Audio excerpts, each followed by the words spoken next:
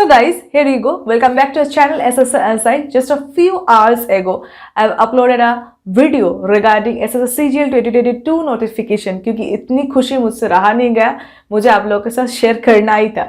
नहीं तो मैं ऐसे जल्दी में वीडियो नहीं बनाती हूँ, एकदम डिटेल में सभी पॉइंट्स डिस्कस करके एक ही बारे में ही मैं वीडियो डालती हूँ। एनीवे, तो चलो अब वो टाइम आ गया है। अब सभी जो डिफरेंस दिखाई दे रहा है, जो भी चेंजेस दिखाई दे रहा है, वो सभी चीज़ें हम डिस्कस करेंगे। बट जो भी चेंजेस आया है एसएससी के एग्जाम में, जो भी पैटर्न चेंज हुआ है, इससे अच्छा आपके साथ नहीं हो सकता।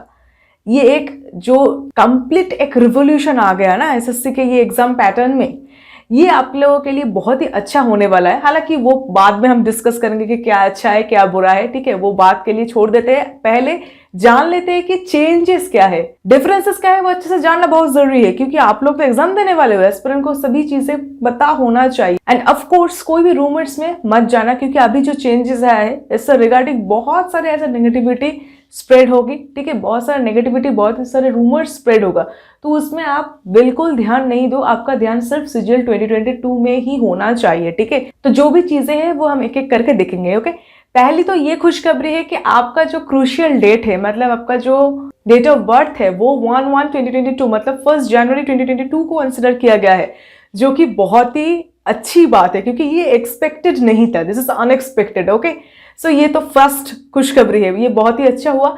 नेक्स्ट जो है टीयर 1 को लेकर कोई भी चेंजेस नहीं है। ओके, टीयर 1 जैसे आपका होता था बिल्कुल वैसा ही होगा। Okay, 25 questions from reasoning, 25 from maths, 25 from English and 25 from GK.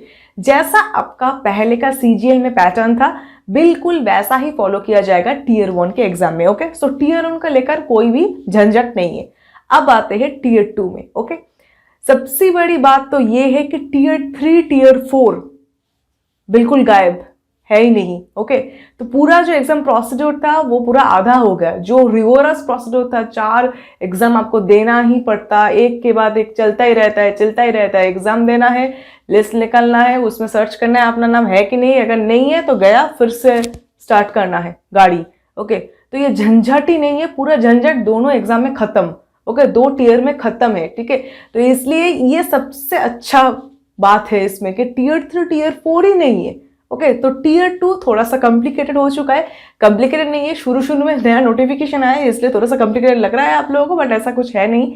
Tier 2 कैसा क्या एग्जाम होने वाला है पूरी क्लियर हो जाएगा आपको इससे, ठीक है। मैं एकदम क्लियरली बता देती हूँ, ठीक है। बहुत सारा सेशन ऐसे करके बहुत सारे वर्ड्स यूज किया गया है, मैं एकदम सिंप्लीफाई करके आपको बता देती हूँ कि क्या होगा।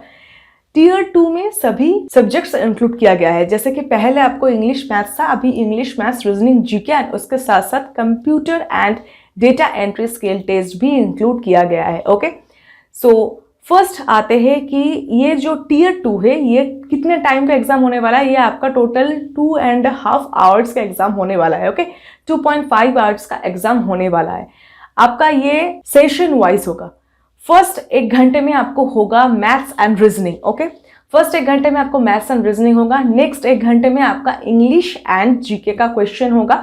उसके बाद 15 मिनट का एक एग्जाम होगा जिसमें आपका कंप्यूटर टेस्ट होगा। कंप्यूटर टेस्ट मतलब ये कंप्यूटर का थियोरेटिकल टेस्ट है, थियोरेटिकल क्वेश्चन बेस्ड टेस्ट होगा, मतलब ऑब्जेक्टिव टेस्ट ही होने वाला है। सभी पूरा जो एग्जाम पैटर्न है वो ऑब्जेक्टिव ही होने वाला है, कोई भी सब्जेक्टिव चीज है ही नहीं। जो डिस्क्रिप्टिव पहले था वो ऐसा कुछ है ही नहीं, पूरा ही ऑब्जेक्टिव है, ठीक है।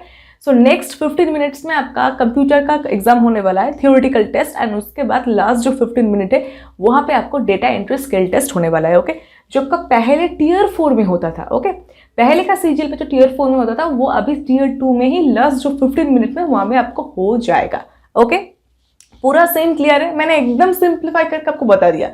फर्स्ट 1 घंटे में आपको होगा maths and reasoning. Okay, maths से 30 क्वेश्चन एंड रीजनिंग से 30 क्वेश्चन। ओके, 30 एंड 30 क्वेश्चन आपको होगा एंड ईच क्वेश्चन में 3 मार्क्स रहेगा, 1 मार्क नेगेटिव मार्किंग रहेगा। तो मतलब नेगेटिव मार्किंग का भी पैटर्न चेंज हो गया है। पहले जो नेगेटिव मार्किंग हमारा 0.25 था, दैट इज 1/4 था, वो अभी 1/3 हो चुका है in tier 2 only. Okay, not in tier 1।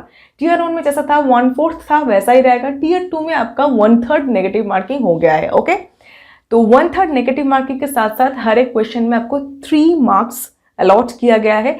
तो फर्स्ट सेशन में आपका मैथ से 30 क्वेश्चन एंड रीजनिंग से 30 क्वेश्चन रहेगा, टोटल 60 क्वेश्चन रहेगा, टाइम रहेगा 1 आवर। नेक्स्ट 1 आवर में आपका क्या रहेगा, English 45 questions and GK 25 questions. Each questions के लिए आपका 3 मार्क्स रहेगा, जैसे कि मैंने आपको बोला 3 मार्क्स रहेगा एंड 1/3 आपका नेगेटिव मार्किंग होने वाला है, दैट मीन्स 1 आपका नेगेटिव मार्क्स रहेगा वहां पे। ओके, तो इंग्लिश से आपका 45 क्वेश्चंस एंड जीके से आपका 25 questions, that is total 70 questions के लिए आपको 1 आवर अलॉट किया गया है। हो गया खत्म। उसके बाद 15 मिनट आपके कंप्यूटर एग्जाम के लिए, वहां पे भी 20 क्वेश्चंस रहेगा, 3 marks for each question, that is total 60 marks के लिए 15 मिनट का एक एग्जाम होगा। 15 मिनट में आपको 20 क्वेश्चंस करना है, ठीक है। उसके बाद लास्ट 15 मिनट्स में आपको डेटा एंट्री स्किल टेस्ट, जैसे कि पहले होता था, बहुत ही सिंपल सा है, कोई लोड नहीं है, ठीक है, कोई प्रेशर लेने की जरूरत नहीं है, जस्ट क्वालिफाइंग इन नेचर है। अब देखिए ये टीयर 2 में भी बहुत कुछ समझना जरूरी है। टीयर 2 में आपका सेक्शन वाइज कट ऑफ रहेगा। ओके, मतलब हर एक सेक्शन को आपको क्वालिफाई करना पड़ेगा। दैट मीन्स मैथ्स रीजनिंग का जो फर्स्ट सेक्शन है वहां पे आपको क्वालिफाई करना पड़ेगा। उसके बाद जैसे कि 1-1 घंटे का एग्जाम हुआ ना, पहले आपका क्या हुआ है, मैथ्स एंड रीजनिंग, उसको आपको क्वालिफाई करना पड़ेगा।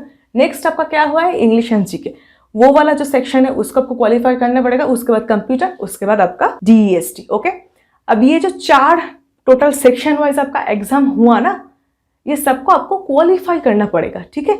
ईच एक सेक्शन को आपको क्वालिफाई करना पड़ेगा। Okay, and most importantly computer का जो एग्जाम है, मतलब कंप्यूटर का जो थियोरिटिकल एग्जाम है एंड उसके साथ साथ जो DEST है, ये दोनों ही क्वालिफाइंग इन नेचर है।